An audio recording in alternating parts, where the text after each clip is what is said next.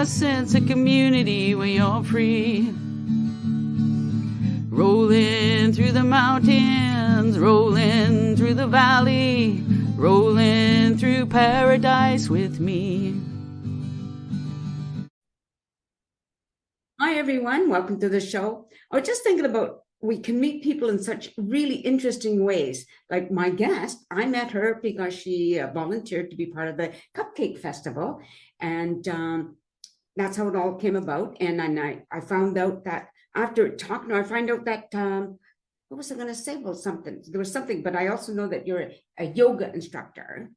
And so everybody, this is Jessica Stephenson. I was going to say Stephenson. Stevenson. Yeah. Jessica Stephenson. Yeah. And Jessalignyoga is what I named my little yoga business. Okay. And I actually met Terry Westerby from United Way. Oh, okay. And that's how I got involved with the cupcakes. Right. And also, we're offering free yoga for our community in Chilliwack. Oh, free? Yeah. Wow. So in Sardis, I've chosen 4 dates. And so December 15th, January 26th, and then I've got 2 dates in March. And it's going to be held at the Sardis Elementary School. Mm-hmm. And it's really, what I find nowadays is that yoga is very hard to come by if you're living on a minimum wage income, if you're on disability, anything like that. I myself am on disability. Okay. And so my doctor's allowed, like, no, you can try and teach 1 class a week and we'll see how we go from there. So I'm like, all right, let's wing it. Let's try this. Right. So I started teaching 1 class a week, just Tuesday evenings out in Greendale. Tiny little gym out there. It's so cute. Yeah. You feel like you're stepping back in time. So yeah, I love going out there teaching in the gym. I got some cute little Greendale people that come out. And so I'm hoping come the new year, he'll let me do 2 classes a week, because then he's not the boss of you. Well, Just kidding. Right. I'm like, I'd love to argue him, but then I get so sick, right? Yeah. So I definitely like to keep it 1 day, and then I'm throwing in the once a month for my free yoga, and just going to see how that jives with it. And then hopefully come January, I can do Tuesdays and Thursdays. Right. So then Thursdays, I want to start a class in Sardis. Very nice. So when did you first get into yoga? Okay, so I was taken off work in 2014 for my health. And it wasn't until about 2016 when my doctor was like, honestly, I think yoga is what's going to really help you. Okay. And I was like, yoga? Okay. So I actually started going to some classes at Inner Vision Yoga that was held at Sardis, in Sardis. Now they're out of Wellington Natural Health downtown. Right. So my first teachers were from Inner Vision, and yes, yoga. I actually finally came present in my own body for the first time, probably ever. I'm a survivor of childhood sexual abuse. Right. Yeah. So dissociation has been my key protection. And so doing yoga, then you're here and now. Well, wow. The emotions that flood from me, everything that came out, it was like, okay, so here and now is where I'm supposed to be. Okay. So then later, as my mental health was unraveling, I was diagnosed with borderline personality disorder. And with that, number 1 key is mindfulness, learning mindfulness. So then, okay, I have to learn meditation. What? So I took a couple of meditation classes. That was still very hard.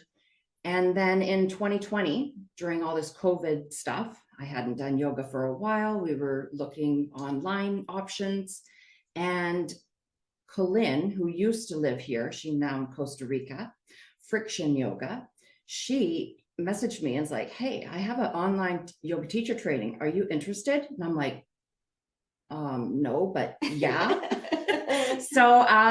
So then I registered for online yoga teacher training, and it's that I got my ticket, I graduated, and just little bits here and there.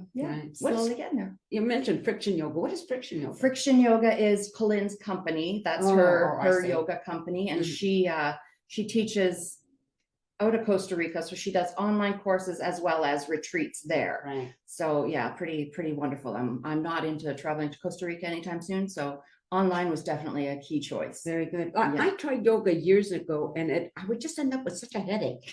So I stopped, It's hard to know, because if you're finally releasing stuff that's been clenched for so long, you might get detox headaches.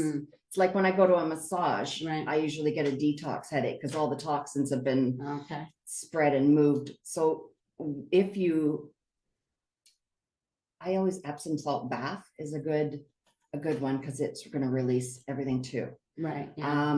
My yoga, I try to focus on teaching a very gentle yoga. We're mostly laying down poses, sitting up poses on our hands and knees.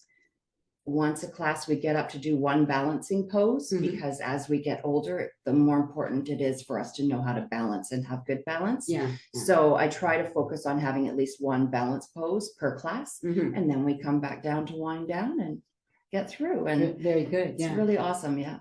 So tell me, like you talked about the place in Greendale and the people that that went there and to your class, and what are those? What type of people do you get? Do you get a wide range of? I do. I have a couple of TA assistants, teacher assistants. They're probably in their 40s. I have a couple in their 50s. I have a couple retired ladies, and I have one man that comes to class. Very good. Very faithful. Yeah, it's wonderful.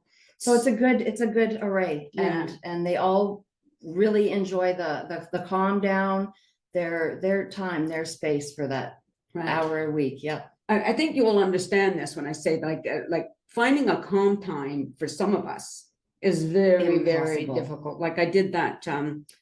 I don't want to name the company because I don't want to put them down, because they were great, but where you're submerged and you're floating in the water and stuff. That was the worst thing ever for me.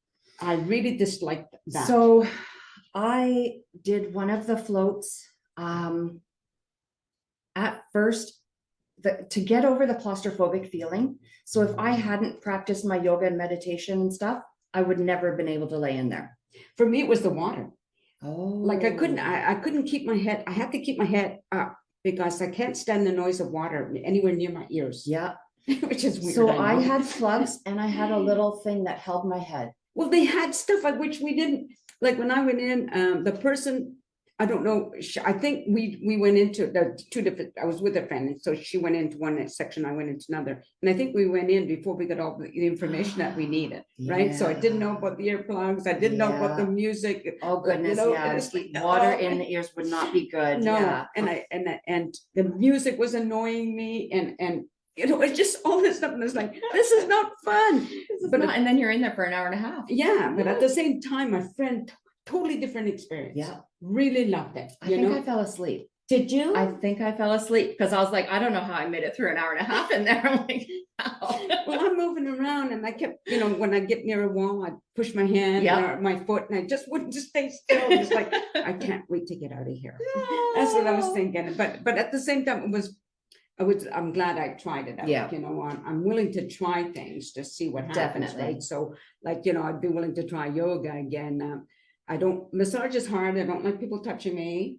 I mean, it's different when you have a relationship with someone. I'm not talking about that kind of touch, because people say, well, how can you have a partner? Like, oh gosh, people are well, that's not always easy. Well, no. Being a survivor of sexual abuse, I mean, come on. Yeah, I know. You get into this relationships where you're just a victim again sometimes. Yeah, sometimes it's hard. Yeah. And learning to communicate, I've been married now 22 years, and it's taken many ups and downs, lots of counseling. I'm just lucky that okay, let's go. Right. I had fights before with someone trying to go to counseling. It was forget it. It's not him being the issue. It's always me. I'm sorry. We've all suffered trauma. We've all got childhoods. We've all been through something. Right. I'm a parent now, and I can guarantee I'm not a perfect parent, but I'm definitely teaching my son the tools to help with the anxiety, the tools to help get through the day. Right. So that's just the difference from parenting now as a parenting back in the day. we have tools we can give our children now. Yeah. They didn't. No, or- they didn't. No. You know, there was, and I don't know why I got off this subject. Yoga, because yoga brings you on that path of healing. Yeah. Honestly, like I've been through counseling on and off since high school, really. And I never really felt that anything was sinking in until I started doing yoga and finally starting to come back to myself. Right. Because the busy brain, it just goes, and it's never, you're never going to stop. You're always going to keep going in circles until you can finally like, oh, so we're supposed to focus on our breath. Yeah. Right. Yeah. So what are the sensations you feel as you inhale your breath and it's going down to your belly and it's filling your belly? Right. Like, you know, and then just let it sit there for a minute and then exhale. And then what are you feeling as it's going out of your body? If you get thoughts that go through your mind, just put them on a cloud, send them away, and come back to your breath. Right. I do What's balloons. your breath doing? See, I visualize balloons. Yeah. That helps a little bit. Yeah. I read a really good book. It's just up there. Yeah, I'm gonna give it to you. It's over there. Trauma? It's called Way to, no, that one. Oh, you got a few. But this is written by Sister Jessie, Okay. the Venerable Yin Kit. It's called Way to Home. And it's very simply written with some photos, but it's like reading, it's like going through oh shoot, my brain's gone blank when you're meditating. It's like reading a meditation. Oh, cool. It is just so nice and so beautiful written. So Cool. I'll give it to you because she doesn't sell them. She gives them for free. Oh, wow. Okay, and it's a beautiful book. You know? That's So, wonderful. yeah, I think Yeah. you'll enjoy it. It's called Way to Home. This is for everybody. You know, if you're looking for a beautiful book, Sister Jessie is a Buddhist nun here in Chilliwack, and she's a wonderful, giving person. I've had her on my show about 3 or 4 so times. cool. You know, so that really helps me a little. You know, like I went to counseling. My first counselor only once, and she was abusive. See, it's really hard because I've been through some that have traumatized me more. It's what are they going to make you do? What do they want to talk to you about? What do they want to make you talk about? How do they make you feel about your trauma? Yes. How she was trying to control everything. Like, I have a brother that passed away when I was 4. He drowned. He was 12 years old. And before that, like, he had scarlet fever. He was hit by a car and he fell through a bridge. And she said to me, oh, he must really want to leave you. That's what the counselor said. Wow. Like, oh my gosh. You know, how do you put that on me? How is that not my parents or wanted to leave me? No. And then one thing I learned is that just because they have a shingle up there does not mean they should be doing or they are good at their job. You know? But there's so much stuff we have to Some learn. are trained in trauma, some are not. Yeah. Like, but to say anything like that, and she always showed up late, always was late. Yeah. And I would say that to her, you know, and then when I told her I couldn't go back, she said, oh, I thought you were really doing well. I said, well, that's the problem, isn't it? Because she wasn't getting it. You don't get it. No. No. I would definitely, it's a I'm lot not of, going back. It's a lot of work to seek out someone who works with you. Yeah. It's kind of interesting because I read a book years ago. I Never Promised You a Rose Garden. It was somebody with multiple personalities, and her counselor was so fantastic, you know, but I don't know if it was their first one. I can't remember now because it was such a long time ago. Yeah, but this go through a few. Yeah, this girl again, because of, you know, it's like that book Sybil, the story. I don't know if you ever saw Sybil, another multiple personality person. No. And they getting a good counselor for somebody who has to understand that type of situation. I actually just started reading in the past couple of years, so my brain's never slowed down enough. So I try to read and I feel like I'm not comprehending. I don't understand what I'm reading. Okay, I can't read. Right. So I put books away. Well, now since doing yoga and being able to focus and slow everything down, I'm reading. So actually back in June, last year. So all through this year, I've been reading for reconciliation. I'm reading all books written by Indigenous authors and I'm just soaking it in. And resilience is just blowing my mind and it's so encouraging. And so I just ventured on those books, and I'm like, what other books might I like? Yeah. Did you? I've tried to read some romance, and I'm like, I'm so not interested in these little fake make. Look, I need real life. When I started reading, like I didn't read in school because in grade school, like this would be in Montreal, and in the 60s, I guess 50s and 60s, we had a little, like in the back of our class, we had a little bookcase with books, and I remember picking up a Nancy Drew book, and I read that, and it's like, who lives like that? The Bobbsey twins. Yeah, but then I found Beautiful Joe. That was about a dog that was an ugly dog. So that was a good story. But I didn't read after that until I left high school. And a friend gave me a list of university books to read, and that's when I got into really reading. Yeah. And then I was so into it that I'd have to find the thickest book I could find, and I'd have my babies in the carriage, and I'd be pushing my, them walking them back while I'm reading my book. Because once you do start, it's hard to give up. Yeah. It really is. I've got a good list, and I've got a good stack, and it just keeps growing, and it's pretty exciting. I've slowed down so much, but a friend of mine just I'm reading his he's got an audio book out, and I'm reading it. Oh, cool. And it's really fascinating, Nice. I just realized he's written, and this is what's fascinating, it's in the first person at times, the second person, and the third person. Ooh, it is really something. So that's good job there, Robert. Interesting. Yeah. And I'm speaking of, like, you saw that one. Where is it? The Art of Healing Trauma. Yeah. So I interviewed the author, and she sent me that, and it's like, like reading that one, it's like, of course, I understand now more about the First Nations.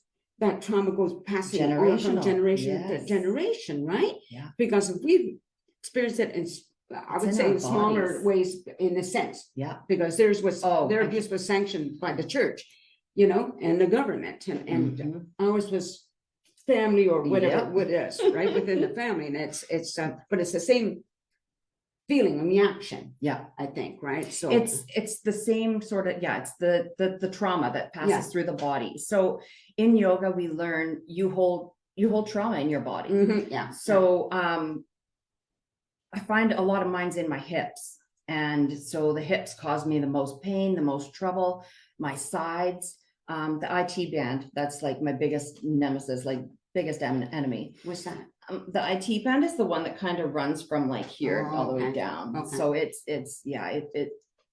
it's a big pain when it's really tight. Right. And so a lot of my yoga poses are going to be twists. Okay. And side bending and just anything to release our lower back and stretch out our hips, releasing our trauma. So that's where, like, advertising for this free yoga I've put on there, like, if you've suffered any sort of trauma, if you have anxiety, if you struggle with anything, yoga might be the answer. And so offering free classes that just kind of frees it up to anyone can try it. Yeah, that's really, I think that's awesome. Yeah. And then if you like it, then maybe we can talk further and I can work something out, because I know, like, when I looked around when I was starting to teach yoga, a lot of the drop-in fees are like $20 or more.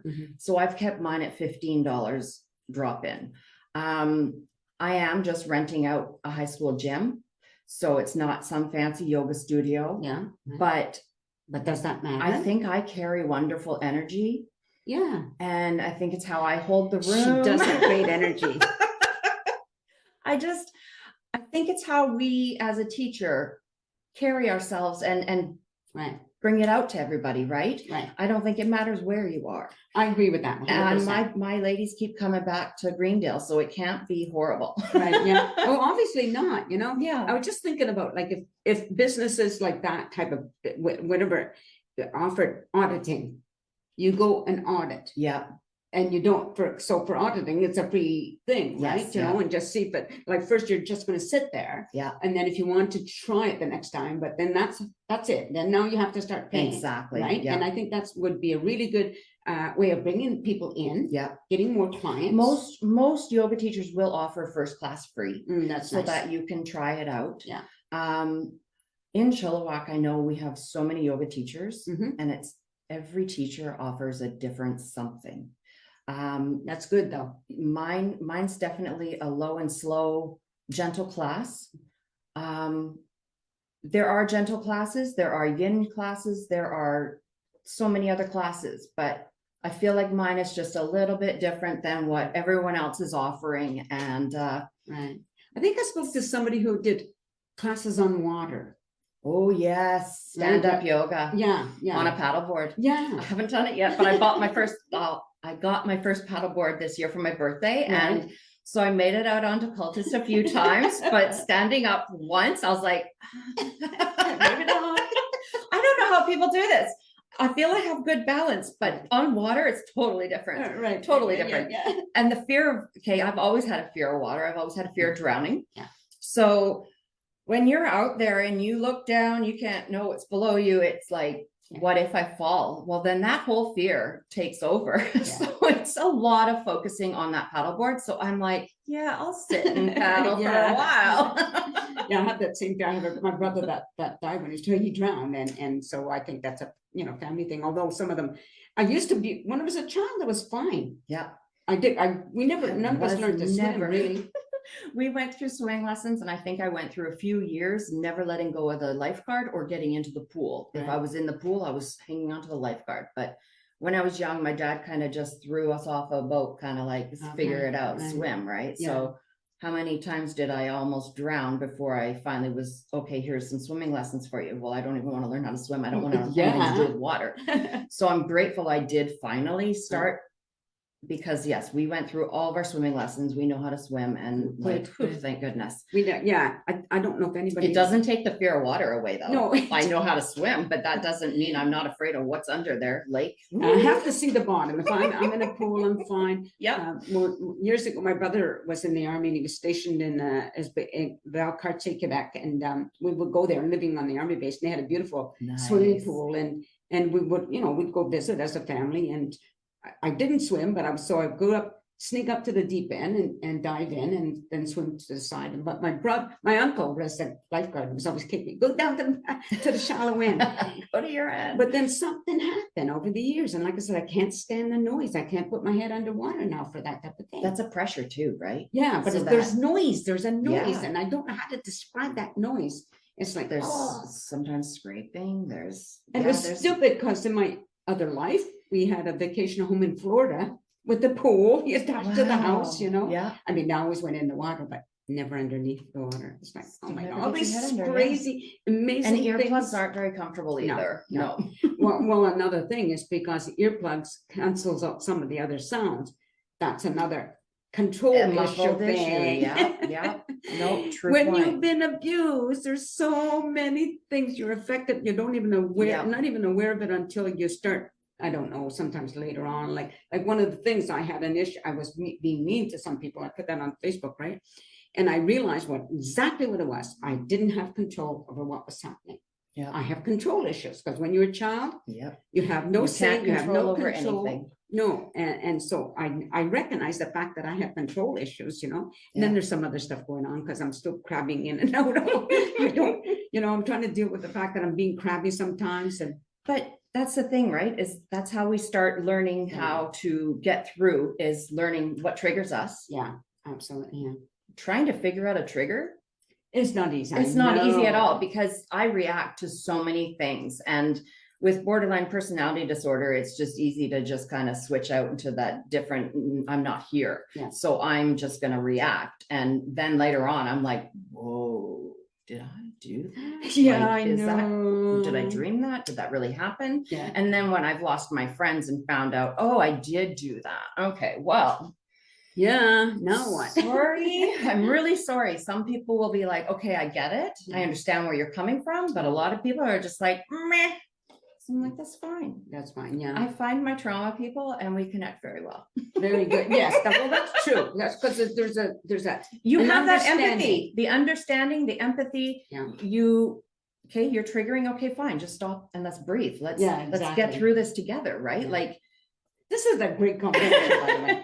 I just want to say to everybody, that, again, we were, the whole idea was to talk about yoga, but this all fits into it kind of all yoga, fits in. Yeah. right? Yoga's healing. Yeah. And to me, that's what it is. It's definitely my healing, that if I didn't have yoga still, I don't know where I'd be. Right. Yoga's definitely helped. So remind everybody the name again. I am Jessalignyoga. Just Align. Jess, Jess. Just Align. Oh, that's so clever. I love clever names. Align Yoga. And how could people get a hold of you? So I'm jessalignyoga@gmail.com. I am at Jessaline Yoga on Facebook. Okay. Instagram, I'm a bit different because I was selling makeup. Oh, okay. I stopped because it was a multi-level marketing company, and I just got really tired of the stuff. And then COVID happened, and then the convoy, and my leader was full support of convoy, and I'm sorry, I'm not. So it was a lot of major issues. Yeah, right. That's how I remember now when you mentioned makeup, because I thought you were still doing that, because that's what I invited you to do. And then you said, no, well, you're doing yoga. Like, okay. It's so cool. It's funny because I was with Unique for many years. I was with Unique because Unique has what was called the Unique Foundation, but it's now Sapria. So Sapria it's education and healing help. Okay. So they will educate you on how to know if your child's being abused, how to protect your child from being abused. If you've been abused, any woman under the age of 18 who was abused can apply to go to Sapria. They have a place in Utah and a place in Georgia, and they're trying to make more places. But anyways, it's a safe haven. Okay. And so I applied 2017 I went. So in July 2017, I went to the Haven. I was there for 3 full days. 4 days, 3 nights. And basically you go in and you get to learn in a group setting what your sexual abuse trauma has actually done to you. Right. You can go in, have an MRI done, and they can find the trauma in your brain. Like you've literally scarred your brain. Right. So when those people tell you just get over it, it happened so many years ago. Do you know that? No, my brain's literally scarred. So these nightmares that I consistently have that really affect me. Right. How do I control that? How do I let that go? My nightmares happen at night. Exactly. You're sleeping at the time. Exactly. Like I'm not. I try to clear my brain at bedtime. I'm reading different things. It's all different. So it's fascinating. It's totally fascinating at the same time, right? What the brain is like. The brain, yeah. And so then you go through all these little courses to learn healthy eating, healthy coping, all these different things. And then you get packaged up and sent home, basically. Like you go for 4 days, you unleash everything, and then you go home and it's like, whoa. Oh, how cool is that? Now I'm on my own. Oh my God. Oh yeah, well, right. That's the problem there. But yeah, no, it was awesome. It was a wonderful experience. But I was selling the makeup because 10% of the proceeds went to fund the foundation. So I was like, I'm totally for that. Like, right, yeah. And then things started changing and I became allergic to a lot of makeup. So I'm like, well, if I can't wear the makeup, I can't sell it. So then I started with another multi-level marketing company that was all green, all B certified, like all the wonderful things. But then convoy and COVID and everything. And I'm like, I'm not going to be involved in something that has all these people that you have to know. Yeah. I have to work by myself with myself or I can't. Right. I don't get along well with others sometimes. Tell me about it. So on that note, no, at the same time, you're probably like, I have lots of friends and I'm learning to connect with people. And when I connect, I love that feeling of connecting with somebody. It's the most beautiful feeling ever. Yes. It's like magic, and it's like, I'm getting better as I get older with that part of it. Yeah. But then I sometimes hurt the people I care about, not intentionally. No, but that's, if those people are willing to sit with you and listen to you talk, if they can understand your trigger or anything like that, then you can work it through. Yes, absolutely. Like my husband, you know how many times I snap in a day? Come on. He like, okay, where are we coming from with this? Like, you either take it personally or you don't. Right. Yeah. The best thing would be is if your friends don't take anything personally, then you can talk it through, work it through, and it's just going to get better. Like, yes, the more everyone understands. Absolutely. But there's the other thing too, is most of us are just now opening up about our trauma. I've made a vow, like, no, I'm going to share, because I know already how many people I've helped by sharing my story. Yeah.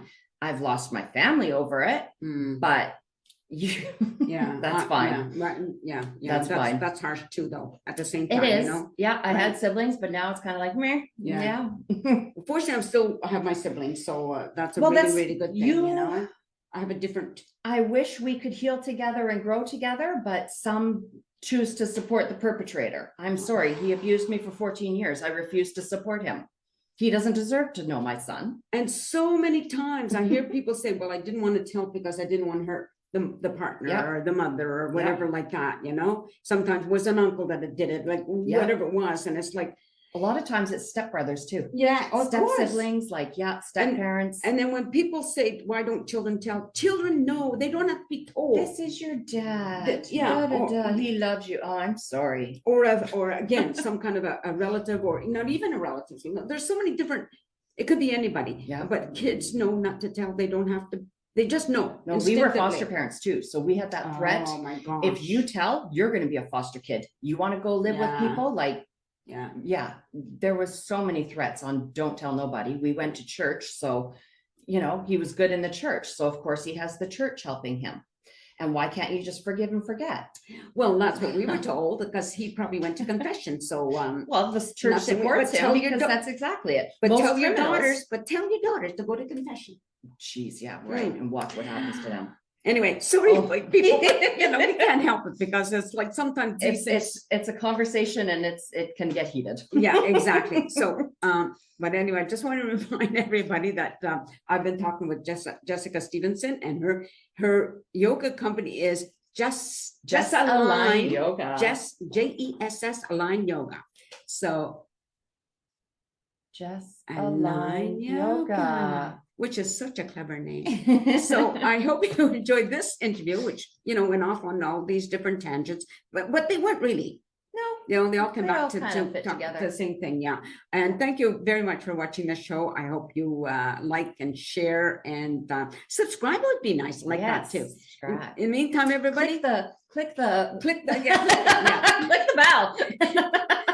In the meantime, everybody, peace out. I gotta find the off button. I do this every time. There. No. A sense of community, Chilliwack's a place to be. A sense of community where you're free. Rolling through the mountains, rolling through the valley, rolling through paradise with me. It's multicultural, you're sure to see it all. Chilliwack's the place to be, you'll see.